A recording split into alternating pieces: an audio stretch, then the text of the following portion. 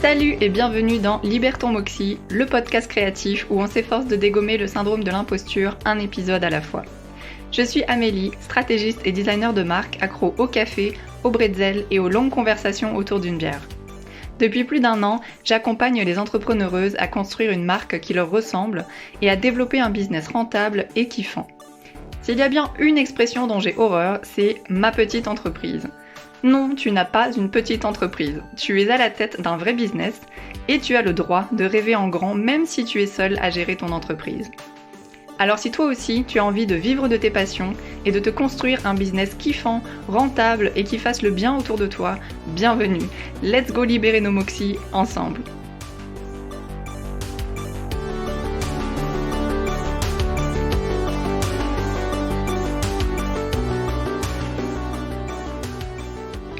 Aujourd'hui, on va parler du sujet le plus fâcheux de toute la planète freelance. Enfin, quoique, je pense que le chiffre d'affaires et comment trouver des contrats arrivent en tête. Mais quand même, il est clairement sur le podium. J'ai nommé le grand méchant syndrome de l'imposture. Alors oui, ici, on dit de l'imposture et non de l'imposteur. Parce que l'écriture et la grammaire inclusive, ça passe aussi par s'habituer à employer des noms collectifs ou des noms épicènes qui ne désignent pas le genre. Et puis, étant donné que grâce au patriarcat, on est quand même plus de femmes et de personnes non-binaires à en souffrir, autant se le réapproprier pour mieux le dégommer. Donc, ce fameux syndrome. De quoi parle-t-on exactement ? Je pense qu'on a tous et toutes une idée globale de ce à quoi ça renvoie, mais je me suis amusée à faire quelques petites recherches pour comparer les points de vue et voir d'où ça venait en fait ce syndrome de l'imposture. Donc selon ce cher Wikipédia, on nous parle de, ouvrez les guillemets, syndrome de l'imposteur, appelé aussi syndrome de l'autodidacte, phénomène de l'imposteur, expérience de l'imposture, qui exprime une forme de doute maladif qui consiste essentiellement à nier la propriété de tout accomplissement personnel. C'est chaud. Ces personnes rejettent donc plus ou moins systématiquement le mérite lié à leur travail et attribuent le succès de leurs entreprises et des éléments qui leur sont extérieurs, donc la chance, les relations, les circonstances particulières. Elles se perçoivent souvent comme des dupeurs ou dupeuses nées qui abusent leurs collègues, leurs amis et leurs supérieurs et s'attendent à être démasquées d'un jour à l'autre. Ouais, je pense que on peut tous plus ou moins se référer à ça. Donc apparemment, c'est les psychologues Pauline Rose Clance et Susan Himes qui ont été les premières en fait à étudier ce sentiment d'insécurité injustifiée. Dans leur travail de thérapeute, elles ont remarqué en fait que beaucoup des patients et patientes non diplômés partageaient une même préoccupation. Bien qu'elles aient de bonnes notes, en fait, elles ne croyaient pas qu'elles méritaient leur place à l'université. Du coup, avec sa collègue, Susan Himes a étudié ce qu'elles ont appelé ensuite le syndrome de l'imposture en 1978. Elles ont étudié ça chez 150 personnes qui s'identifient comme femmes. Bah oui, ça aurait été probablement moins concluant si elles avaient sélectionné que des hommes cis, mais bon. Toutes les personnes participantes avaient été officiellement reconnues pour leur excellence professionnelle par leurs collègues, donc il n'y avait pas de doute, et avaient affiché un résultat scolaire grâce à des diplômes obtenus ou à des scores à des tests standardisés, donc sûrement les tests de QI, etc., ou de personnalité. Mais malgré les preuves constantes de validation externe, ces personnes n'avaient pas la reconnaissance interne de leur réalisation. Les participantes ont en fait expliqué que leur succès était le fruit de la chance et que d'autres surestimaient simplement leur intelligence ou leur capacité. Et du coup, pendant les études, Clance et Himes ont également remarqué qu'il y avait 4 types de comportements récurrents et inhérents au syndrome de l'imposture. Le premier, c'est que les personnes qui en souffrent ont tendance à travailler 2 fois plus, comme si elles essayaient inconsciemment de combler en fait le faux retard de capacité. Et comme elles pensent que le travail vaut moins, elles redoublent d'efforts pour y pallier. Du coup, ça engendre une sorte de cercle vicieux où on travaille 2 fois plus, on se fatigue davantage, du coup la surcharge mentale arrive, et du coup le cerveau n'a jamais assez de place pour décanter et apprendre à fonctionner autrement. D'ailleurs, j'ouvre une mini parenthèse sur le sujet, mais la charge mentale et le manque de temps Je sais pas pour toi, mais personnellement, le freelancing m'a permis de pouvoir enfin travailler à mon rythme, mais surtout d'avoir le temps en fait de trouver comment je fonctionne, d'explorer et de prendre le temps en fait de construire ma confiance en moi. Parce que je me souviens quand j'étais salariée, mais en fait tout allait 2 fois plus vite, alors que je travaillais sûrement mais 2 à 3 fois moins d'heures par semaine en fait. C'était réveil, vélo, boulot, apéro, sport pour relâcher le cerveau après, et dodo quoi. Et je répétais ça 5 à 6 fois par semaine. Bon, l'apéro pas tous les jours non plus, hein, faut pas exagérer, mais c'est un peu aliénant en fait ce rythme, et ça laissait vraiment peu de temps à l'exploration de soi. Bref, hein, les affres du salariat, quoi, on va garder ça pour un autre épisode. Mais bref, revenons à nos 2 doctoresses, Clance et Himes. Donc en plus de la tendance à travailler 2 fois plus, les 3 autres comportements types qu'elles ont identifiés étaient un sens de l'observation très aiguisé et une tendance à vouloir vraiment faire plaisir aux autres, c'est-à-dire qu'on scanne un petit peu notre environnement et on se plie un peu aux autres, avec le terme anglais de people pleasing, c'est-à-dire qu'on va absolument toujours faire plaisir aux autres de peur d'être rejeté. En troisième, le fait de porter un masque et de ne jamais oser dire ce que l'on pense pour ne pas vexer les gens et être rejeté. Et enfin, un sens de la modestie hyper accru. Donc ça, je pense que c'est plutôt l'incapacité à recevoir des compliments, à toujours se dire, si on te fait un compliment, ah oui mais non mais je me suis fait aider, ou ah bah c'est pas grand chose, ou enfin voilà, je pense que on a tous et toutes un exemple de ce qu'on a pu dire dans ces cas-là. Bref, bah je sais pas pour toi, hein, mais moi en lisant tout ça, je suis clairement revenue à la moi d'il y a 2 ans, voire moins. Mais clairement, se débarrasser de ce syndrome, je pense que c'est vraiment un cheminement. Il y a une multitude de façons d'y arriver, que ce soit dans nos activités professionnelles ou vie perso. Mais s'il y a bien une chose en fait qui me saute aux yeux en ce moment, c'est que j'ai jamais eu autant confiance en moi que depuis que je suis entrepreneuse, en fait. Alors c'est loin d'être acquis, hein, mais disons que maintenant j'ai assez confiance en moi pour reconnaître mes qualités et pas juste mes défauts. Donc si on me fait un compliment, je le prends avec gratitude, et pas en mode non mais c'est pas grand chose, on m'a aidé, et puis de toute façon, je pense que n'importe qui aurait pu faire aussi bien. Hein. Non, je dis bah ok, merci, ouais, j'ai bossé, c'est cool, je suis fière de moi. Donc ouais, si tu te reconnais là-dedans, dans le je justifie les compliments, je t'envoie plein d'amour, promis, ça s'apprend de dépasser tout ça. Et le branding est selon moi une des manières les plus efficaces pour le dégommer, ce foutu syndrome. Donc oui, voilà, je t'annonce le sujet en retard. Comment dégommer le syndrome de l'imposture avec le branding? Il y a plusieurs façons. On va aller décortiquer tout ça. Et donc en fait, souvent, je dis thérapie par l'entrepreneuriat. Et d'ailleurs, je pense que si un jour j'écris un livre, ça sera probablement le titre. Attention, si quelqu'un me pique ce titre, on va pas être potes. Mais sérieusement, j'ai jamais autant travaillé sur moi en fait et évolué en termes de développement personnel que depuis que je suis à mon compte. Il y a tellement de choses à dépasser, à apprendre, tellement de petits problèmes à régler en fait que, sans compter l'administratif, on va garder ça pour un autre épisode aussi. Mais enfin voilà, je vais pas vous déballer toute ma vie tout de suite, on est qu'au premier épisode, on a le temps. Mais en fait, je me suis tellement mise dans la merde quand j'étais plus jeune parce que j'avais une phobie administrative de ouf. Si la Amé de 22 ans me voyait aujourd'hui faire ma compta, kiffer faire mes petits tableaux Excel, je pense que clairement elle se dirait putain mais c'est quoi la formule magique pour arriver à ça plus vite quoi. Bah voilà, si je m'étais lancée plutôt en freelance, j'aurais pas flippé toutes ces années à ouvrir mes factures. Non mais plus sérieusement, en fait je pense que l'entrepreneuriat, bah ça te force en fait à sortir constamment de ta zone de confort. Donc que ce soit la compta, les réseaux sociaux, apprendre comment fonctionne tel ou tel outil, apprendre à te montrer ou à parler devant des gens, enfin au final ça entraîne ton cerveau à faire des choses, parce que bah sinon t'avances juste pas et tu retournes au salariat quoi.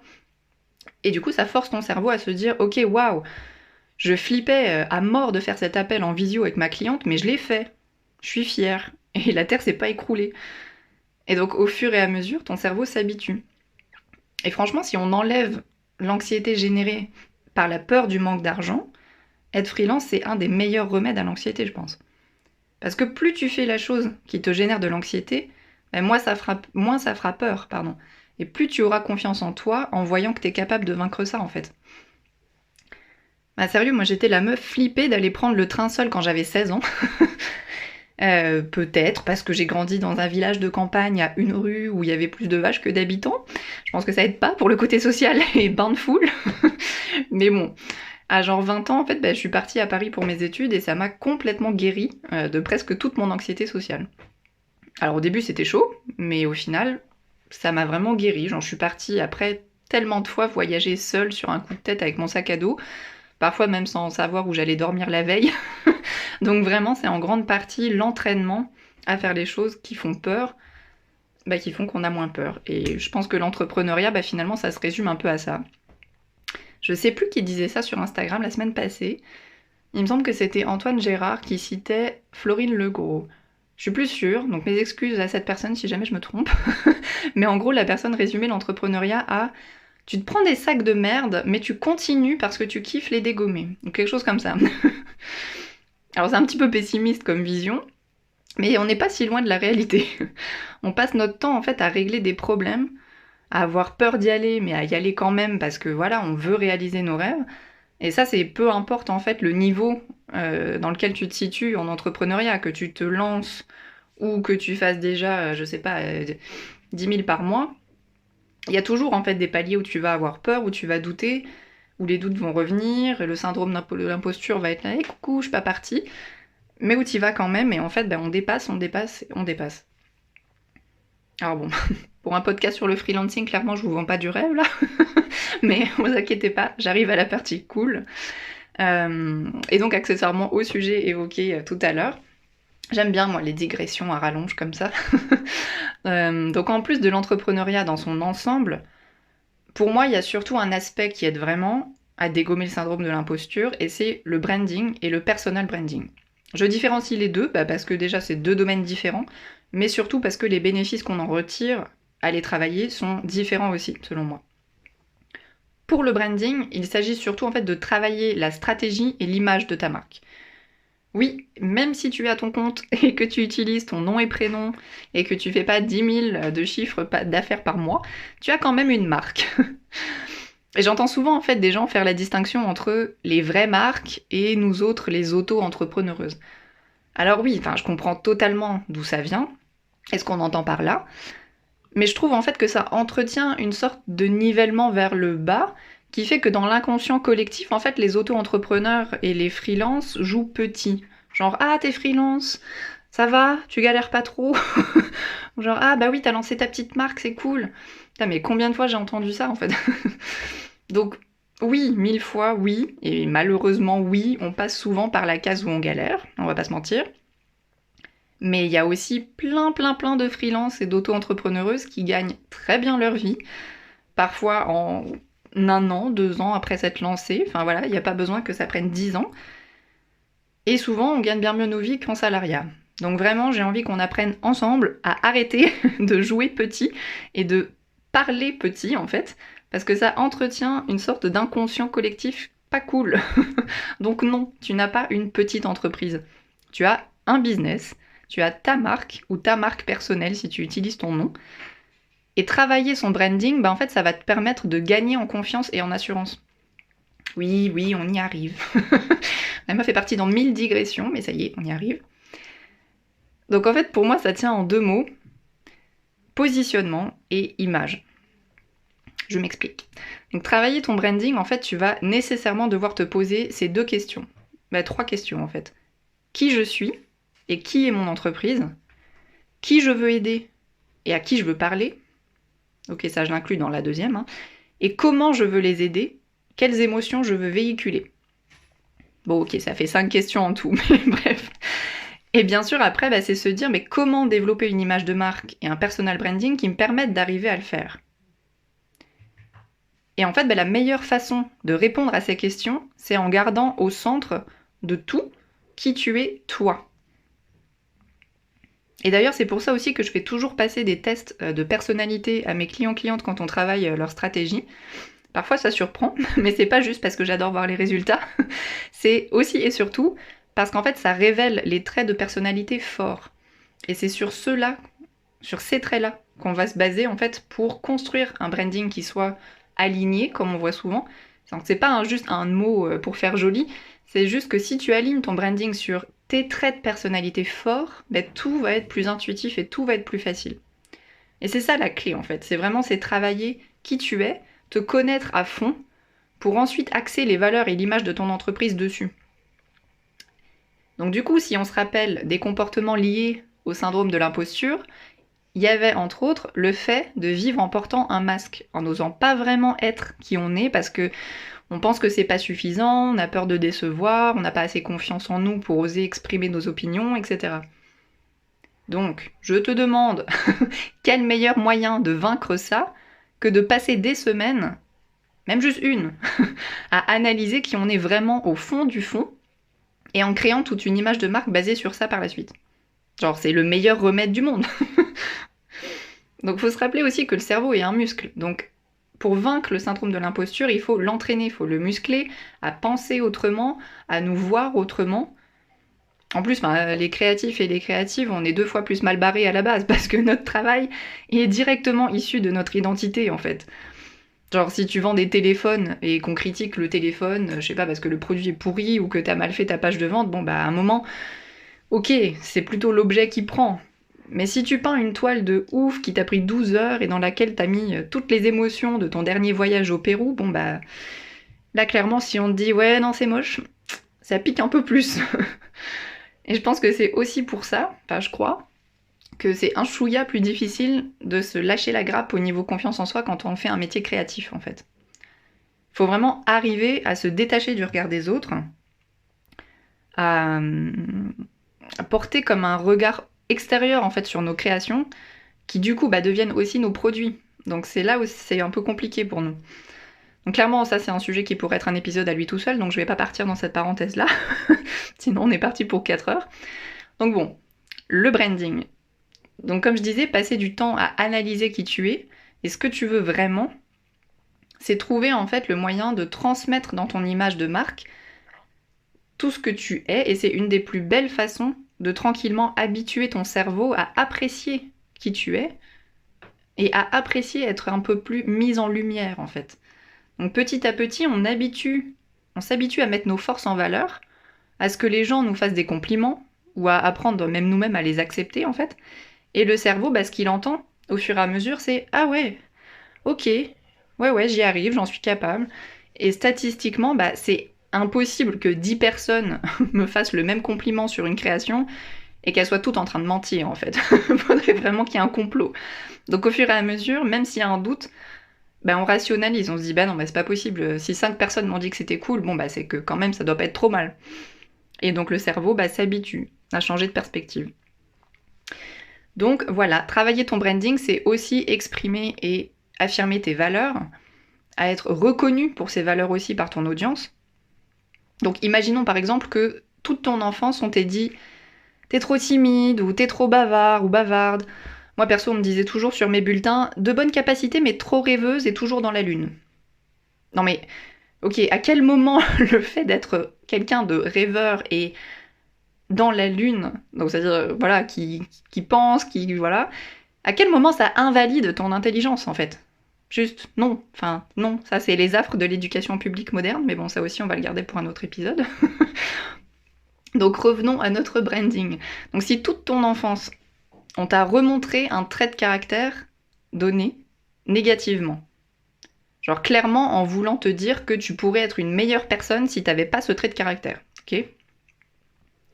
Bon, si ce trait de caractère, exemple l'introversion, le fait d'être dans la lune et créatif, quelqu'un de plus en retrait, d'introverti, etc., si c'est quelque chose de très fort pour toi, en toi, et que tu décides de baser ton branding dessus, disclaimer, tu devrais toujours baser ton branding sur les traits de caractère forts qui sont en toi, eh bien il y a fort à parier en fait que l'authenticité qui se dégage de ton image, de ta façon de communiquer, etc., se ressente hyper fortement et attire une audience qui va s'identifier à elle. Et du coup, on passe de l'école où on te disait « change absolument, sinon tu ne vas rien accomplir dans la vie et voilà, c'est la fin », à « Ah waouh, mais je me retrouve trop dans ce que tu dis, merci d'avoir partagé ça, etc. etc. Vous voyez un petit peu où je veux en venir? Donc, ce pourquoi on t'a tellement souvent critiqué par le passé devient exactement ce pourquoi on t'apprécie et apprécie consommer ton contenu et tes services dans le présent. Et du coup, de nouveau, notre petit cerveau, il se muscle à voir ses traits de caractère à travers un prisme positif et valorisant. Donc, si on résume, pourquoi travailler à fond ton branding peut t'aider à vaincre le syndrome de l'imposture? En numéro 1, c'est que tu es obligé de faire un travail d'introspection pour apprendre à te connaître, à analyser tes blessures, tes points forts, bref, qui tu es vraiment. Parce que c'est la seule vraie façon en fait de réussir entre gros guillemets. J'aime pas trop ce terme-là, mais bon, bref, passons. Du coup, t'apprends en fait à laisser tomber le masque social et à t'accepter à mesure que les autres t'acceptent aussi en fait.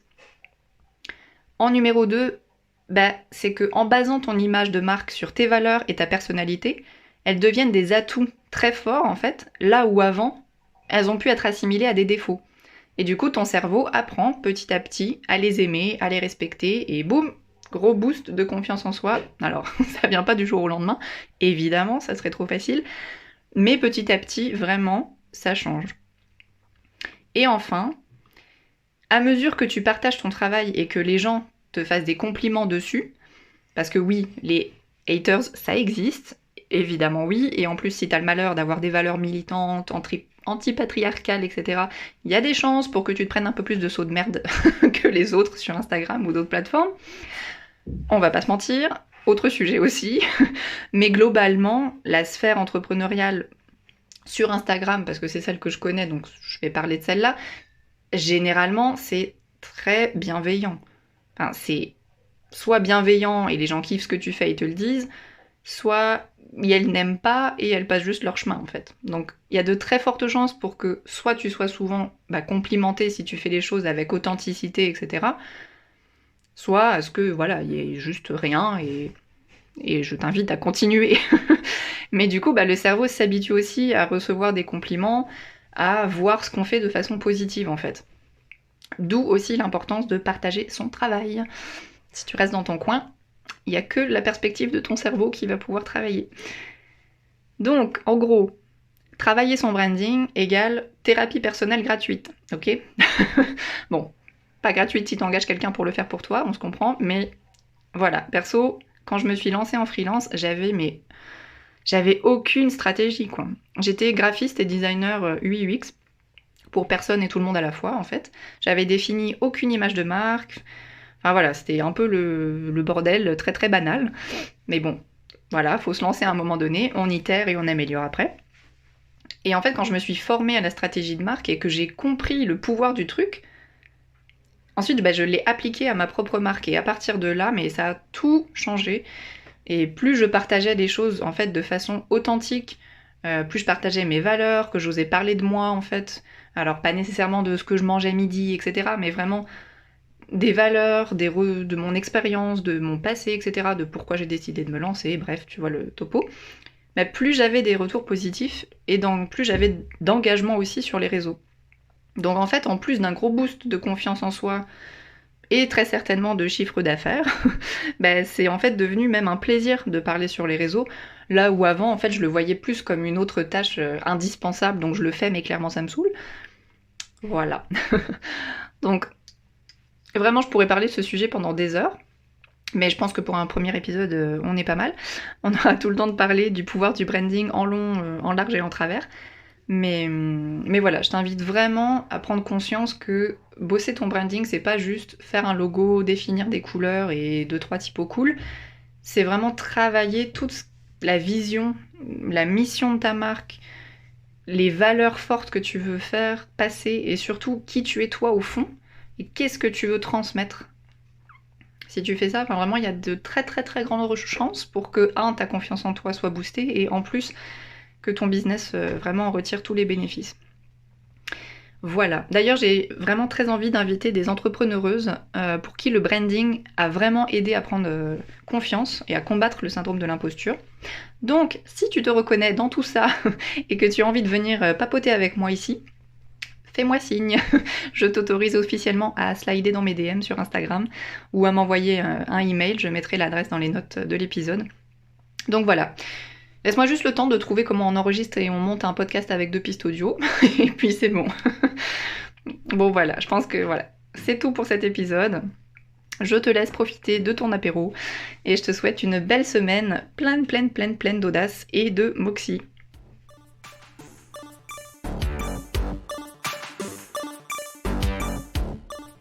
Si tu as écouté l'épisode jusque-là, c'est que le sujet t'intéressait un petit peu. Clairement, vu le nombre de digressions que j'ai faites, donc merci d'être resté jusqu'au bout.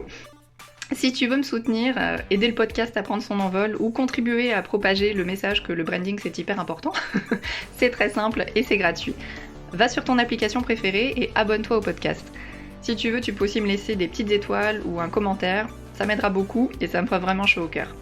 Voilà, à lundi prochain pour ta dose de Moxie.